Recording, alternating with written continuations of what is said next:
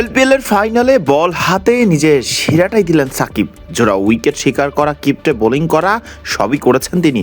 তবে নিজেদের ব্যাটিং ব্যর্থতার কারণে জাফনা কিংস যে গল গ্যারেন্সকে ছুড়ে দিতে পারেনি লড়াই করার মতো পুঁজিটাও, তাই তো বৃথা গেছে সাকিবের বোলিংয়ের চেষ্টাটা। একাদশে সুযোগ পাওয়ার পরেও ব্যাট হাতে জ্বলে উঠতে পারলেন না তাওহিদ হৃদয়, সাকিব আল হাসানরা। অন্যদিকে একাদশের সুযোগ না পেয়েই ডাগআউটে বসে দলকে চ্যাম্পিয়ন হতে দেখলেন গল গ্যালেন্সের হয়ে এই আসরে খেলা নুরুল হাসান সোহান। জাফনা কিংসের দেয়া লক্ষ্য ছিল মাত্র 124 রান, যা করতে নেমে দলীয় 10 রানের মধ্যেই সাজঘরে ফেরেন ওপেনার স্যাম হার্পার এবং গল গ্যালেন্সের আরেক ব্যাটার জারিদ আসালাঙ্কা।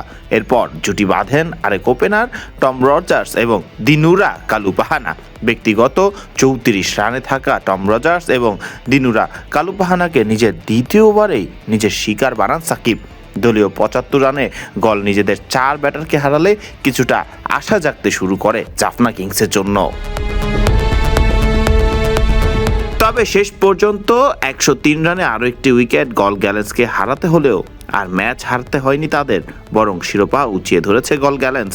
অন্যদিকে নিজের করা 4 ওভারে সাকিব খরচ করেছেন এদিন মাত্র 15 রান, শিকার করেছেন জোড়া উইকেট। তবে ছোট টার্গেটের কারণে আর ম্যাচে ফিরতে পারেনি সাকিব হৃদয়দের জাফনা কিংস।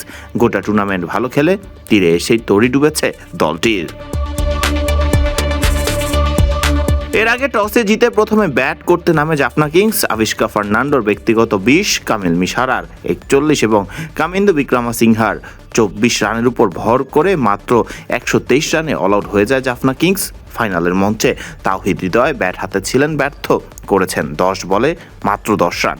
সাকিবের কাছেও ছিল ব্যাট হাতে অবদান রাখার সুযোগ, তবে সাকিবও সাজঘরে ফিরেছেন 13 বলে 9 রান করে মাত্র 123 রানের পুঁজি পেয়ে।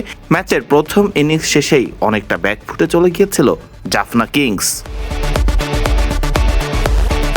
ফারদিন রহমান সকাল, বিডি ক্রিক টাইম।